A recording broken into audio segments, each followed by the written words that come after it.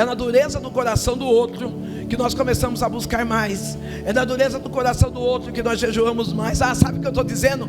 Talvez você está chegando aqui dizendo assim: pastora, o que eu tenho lá em casa é um marido de coração endurecido. O que eu tenho lá em casa é um filho de coração endurecido. O que eu tenho sobre a minha responsabilidade é um líder de coração endurecido. Deus está dizendo: eu só endureci o coração dele para amolecer o seu. Eu só endureci o coração dele para você buscar mais, para você jejuar mais, para você ter mais relacionamento comigo. A primeira instância, Faraó começa a colocar obstáculos. Diga: colocar obstáculos.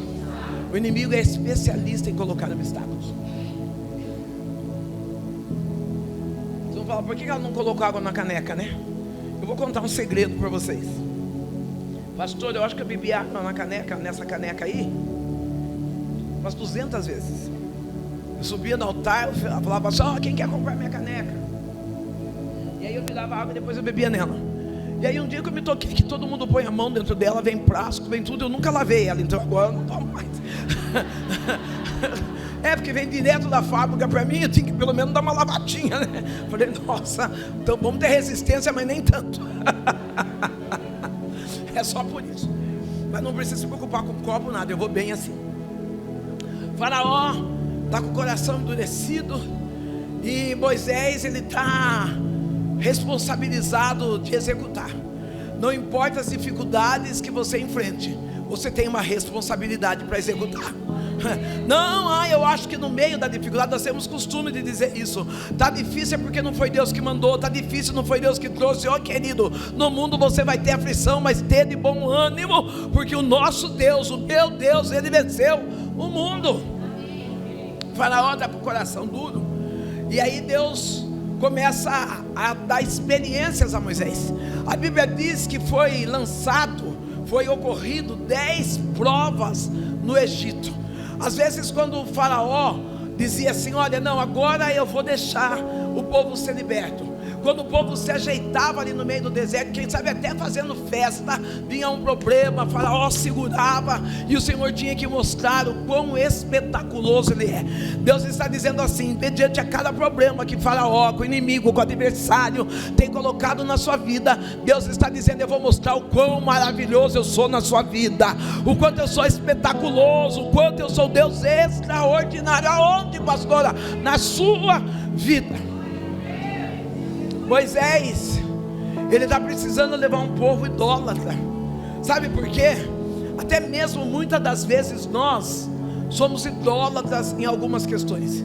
Deixamos de adorar imagens, estátuas, começamos a adorar pessoas, queremos sinais. Quantas das vezes nós vamos da palavra, vamos ao culto e dizemos: Senhor, fala uma palavra específica para mim, eu quero um sinal, se o Senhor for comigo mesmo, aí tal. Isso aí é idolatria, porque a fé não é por aquilo que vemos, não é por aquilo que ouvimos, mas é a fé por aquilo que nós acreditamos. Ainda que nós não estejamos ouvindo nada, ainda que nós não estejamos vendo nada, o Deus que prometeu, Ele é fiel para trabalhar no meio do nosso nada. Pastora, mas eu não senti o arrepio. Arrepio é dengue, não é fé. A fé é diferente, a fé não arrepia. A fé tira a fé através do amor que nós temos em Cristo. A Bíblia diz: o amor lança fora todo medo. Não, nós que somos humanos, nós que somos falhos, quando nós amamos, muitas das vezes nós até nos deformamos diante de alguém para provar esse amor.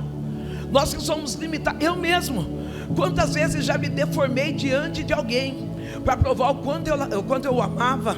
Quantas das vezes eu tirei aquilo que era melhor de mim para entregar para outra pessoa só para dizer eu te amo. Se nós que somos carnes, falhos, temos a vontade, o movimento, está aqui, viu, meu amor? Temos a vontade, o movimento de provar o amor. Deus, Ele já provou mesmo antes de nós nascermos. Ele enviou o seu Filho Jesus Cristo para morrer na cruz do Calvário. Não, talvez está dizendo: eu preciso saber, eu preciso sentir se Deus me ama. Olha aqui nessa manhã, Deus dizendo assim: eu já provei antes mesmo de você nascer, quando eu coloquei, eu dei, eu entreguei o meu único filho para morrer na cruz em seu favor. As gotas de sangue não foram brincadeira, mas foram uma expressão do inefável, do inconfundível, do incomparável amor de Cristo para minha e para a sua vida. Moisés está tendo uma tratativa com o faraó. Moisés está tendo experiências com Deus através daquele homem. Eu digo que eu tive algumas experiências até mesmo antes de conhecê-lo, porque embora eu tenha 34 anos de evangelho, eu conhecia Jesus de ouvir falar, eu conhecia Deus de ouvir falar, mas foi mediante a cada experiência que eu comecei a sentir Jesus dentro de mim. Foi adiante a cada experiência que eu vi o quanto Ele é poderoso. Enquanto eu estou aqui, eu estou lembrando da trajetória para chegar até aqui. Eu estou lembrando dos faraós da vida que foi necessário eu e a minha casa enfrentar. O primeiro faraó que foi necessário foi a fome. Um pai alcoólatra, um pai que não respeitava a família, um pai que batia, um pai que agredia, um pai que não tomou uma posição como pai, como marido, um homem que fazia questão de denegrir a presença da minha mãe, a minha, fazia questão de dizer que nós não éramos importantes para ele. Meu pai, ele era tão duro de coração, que quando alguém chegava a ceder, doar algo para nós, como uma alimentação, ele evacuava em cima da comida para nós não comermos. Coração endurecido, coração triste, coração afastado da presença de Deus. Mas mesmo meu pai estando com o coração afastado da presença de Deus, Deus estava com os olhos focados no meu pai. Eu quero dizer nessa manhã, eu não sei o que você tem na sua casa, eu sei o que eu tive na minha, mas eu tenho certeza de que Deus está com o coração focado dentro da tua casa.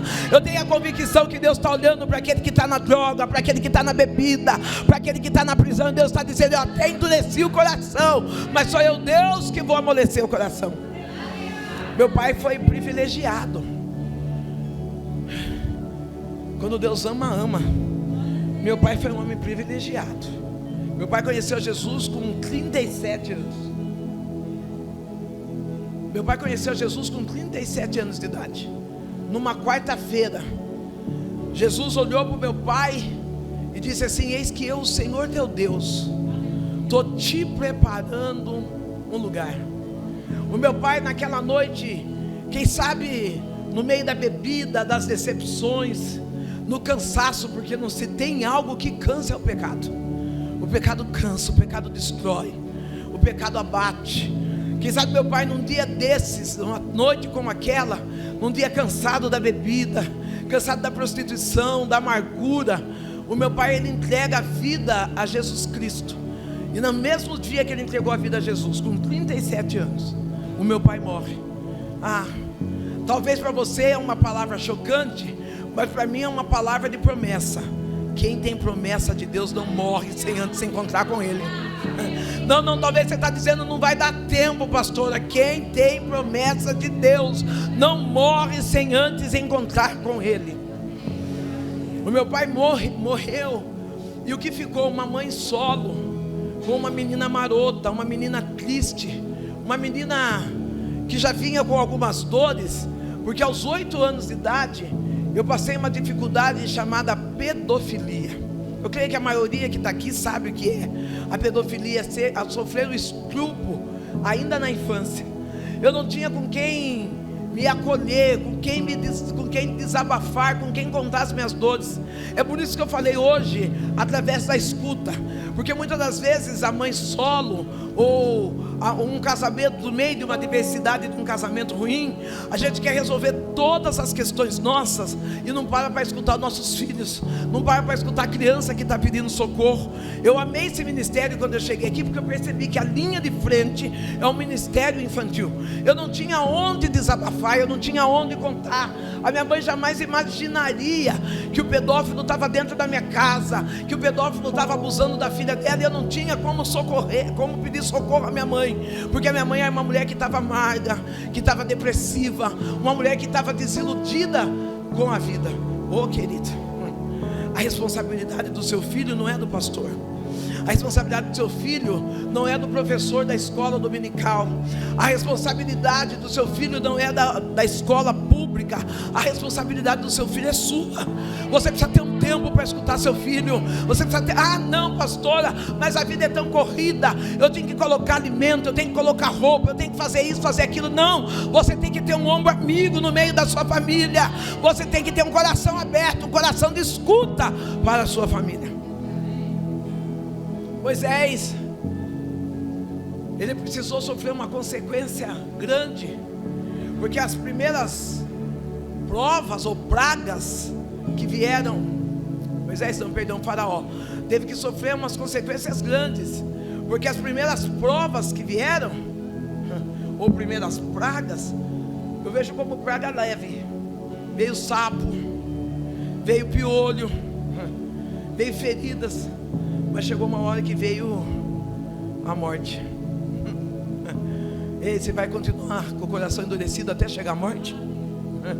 Você vai continuar com o coração endurecido até acabar a sua história, até acabar a história da sua família? Será que será necessário alguém morrer para você mudar? Será necessário que alguém precise morrer para você perdoar? Não, pastor, o que fizeram para mim foi humilhante demais, foi vergonhoso demais. Será que vai precisar chegar à morte para que você enxergue que o que Jesus fez por você é muito mais do que as provas, as pragas, aquilo que foi passado? Faraó precisou perder. A Bíblia diz que Moisés pega o povo do Egito, e eu acho tão incrível, tão extraordinário, porque a Bíblia diz que aquele povo está saindo do Egito, e eles estão saindo com prata, eles estão saindo com ouro, com seda, eles estão saindo rico. Sabe o que Deus está dizendo? No seu deserto, se você se inclinar diante da vontade dEle, você não vai sair na dívida, você não vai sair na vergonha, você não vai sair na humilhação, mas você vai sair rico das bênçãos do Senhor. Não é nos desertos das suas dores, nos desertos dos seus fracassos, você não vai sair dizendo, não, eu não aguento mais, eu perdi essa batalha. Pelo contrário, você vai dizer, eu venci todas as dores, e eu ainda saí rico das bênçãos do Senhor. Até quando? Até quando você vai perder a luta por causa da fala? Não, é um tal de abrir a boca para qualquer um, contar história para qualquer um. Qualquer um que encosta na área, eu quero contar para você. Você não está sabendo, se ele não está sabendo é porque Deus não quer que ele saiba. Não é você que precisa contar.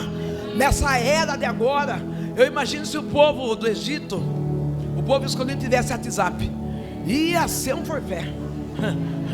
Ia ser um tal de passa mensagem, você não está sabendo, você não viu, e veio sapo, e veio cobra, ia ser, querido, dá uma segurada nesse WhatsApp, dá uma segurada nessa conversação, dá uma segurada nas postagens que você faz. Uma pessoa falou para mim assim, pastora, a sua vida é sem luta? Eu falei, no mundo tereis aflição, mas eu vou postar, a aflição já é muita coisa, né? Já estou na aflição, ainda vou postar ela? Não, eu deixo para postar as coisas boas, eu deixo para postar eu aqui na igreja pregando, lotado, e eu digo assim, se Cristo comigo vai, eu irei. Mas aí à tarde, quem sabe eu até passe a tarde chorando, mas eu não vou postar lá, eu estou sofrendo. Não, eu quero confundir o inimigo, eu quero que ele olhe para mim e fale assim, essa mulher, ela está cheia de fé, ela está cheia de vitória. Não, quando você começa a se posicionar através da sua fé, dizendo, Senhor, eu não estou vendo nada, mas eu acredito que o Senhor vai fazer. Você começa a confundir o inimigo. Só quem quer confundir o inimigo nessa manhã, levanta a sua mão e adore a Ele. Elebaia, sube a saia, chove. Que ele me aça, nem refaça. Tem uma moça de blusa preta, de óculos, fica de pé aí, querida. Ele manda a saia. É você vai procurar outra? Ele baixa de quirra, relibian de sol de quirra. Moisés, ele sabia, ele conhecia o temperamento de Faraó. Eu não sei se você sabe a história, mas a Bíblia diz que Joquebede, quando está grávida, o decreto que tem ali é de morte, o decreto que tem é de dor. Joquebede esconde Moisés, esconde o menino até quando dá. Quando não dá mais, ela precisa colocar o menino no rio. A filha de Faraó encontra o menino, e é essa filha que dá o nome de Moisés. Das muitas águas eu tenho tirado. Ela é uma jovem egípcia, e Miriam está no ponto estratégico. Ela chega até essa jovem e diz: olha, eu conheço alguém que pode criar Moisés. Interessante que Moisés volta para o braço da mãe, volta para o braço de Joquebede, e agora ele já não desce, não volta mais com o decreto de morte. Joquebede até recebe para cuidar daquilo que é dela. Então Moisés, ele foi criado no ambiente do seu inimigo, ele foi criado no ambiente do sistema do Egito. Moisés sabia quem era Faraó, mas nem isso fez com que Moisés desistisse de tirar o povo do Egito. Você tem um chamado, Relemácia, Camada Subnécia. E há momentos que tu diz assim: não, eu não vou porque eu não aguento a afronta, eu não aguento que coloquem o dedo no meu rosto. E aí o Eterno fala: fui eu quem te tirei do Egito, para que tu viesse conduzir outros. Lemanda Cássia, Relibiou de que remécia. Foi o Eterno que te tirou de casamento falido, foi o Eterno que te tirou da traição, para que tu pudesse conduzir outras mulheres. E aí você diz: eu tenho medo, eu me sinto como se fosse uma fracassada. E Deus está dizendo apenas: diga ao meu povo que marche. Aplauda Jesus aí.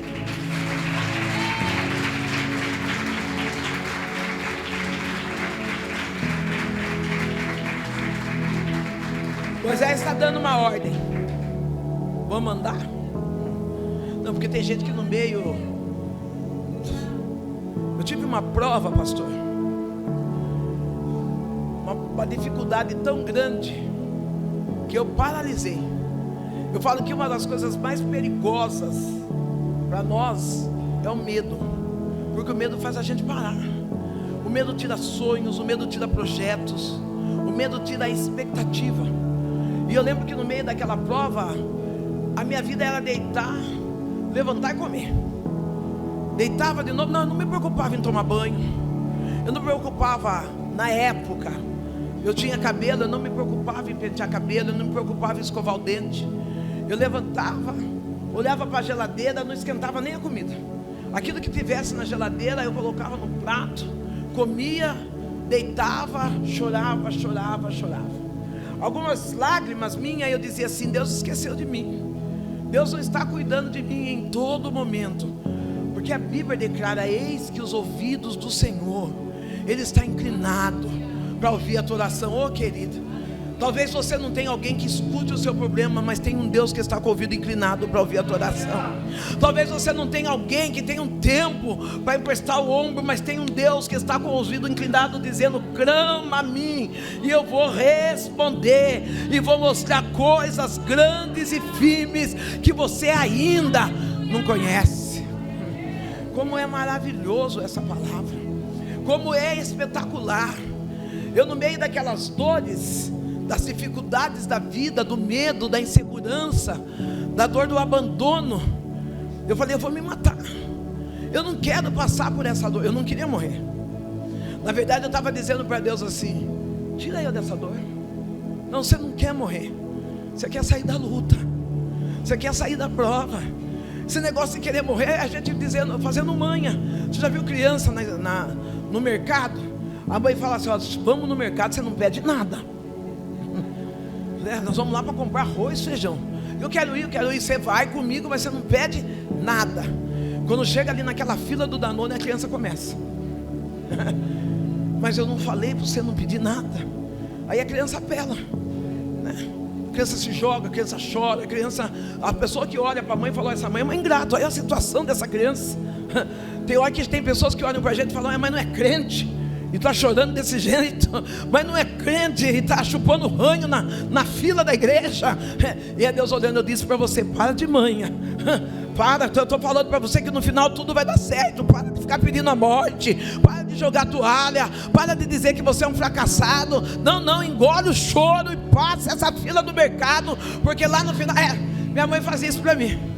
Eu estou até vendo a cena. Minha mãe dizia: você vai, mas se você pedir alguma coisa, quando chegar em casa eu acabo com você. Porque ela ia com o dinheiro contado. Imagina, eu já ia com a intenção de pedir. Eu já ia com a intenção pronta. Eu falava: eu vou chegar lá e eu vou pedir. Vou passar vergonha. Quando eu chegava ali, eu era apaixonada, porque hoje fala pingo de leite. Na época era doce de leite. Eu era apaixonada por aquele docinho ali. Quando ia chegando, minha mãe já sabia que eu ia dar trabalho.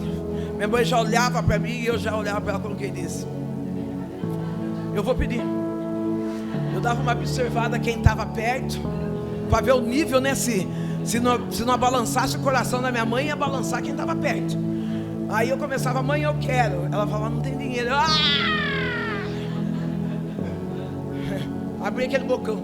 Aí algumas pessoas vinham e diziam assim: coitadinha dela, deixa que eu compro. Minha mãe falava: não, ela precisa aprender a obedecer. Eu avisei ela que ela vinha e que ela não ia levar. Quantas vezes Deus precisa ensinar a gente a obedecer, né? Quantas vezes eu ameaçava Deus e dizia assim: eu vou me enforcar. E Deus falava: não, você vai obedecer, você vai subir, você vai pregar, você vai dizer que eu curo, você vai dizer que eu liberto, você vai dizer que eu restauro. Eu dizia: não, Deus, eu não vou pregar mais. Ele falava: não, você vai obedecer, querido. Você pode espernear, você pode ameaçar que você vai se matar, que você vai mudar de cidade, que você vai mudar de casa, que você vai largar emprego. Deus fala: não vai acontecer nada disso. No meio desse deserto você vai aprender a obedecer. Você vai aprender a obedecer. Moisés está conduzindo o povo, e o povo está lá com o bocão, murmurando, questionando.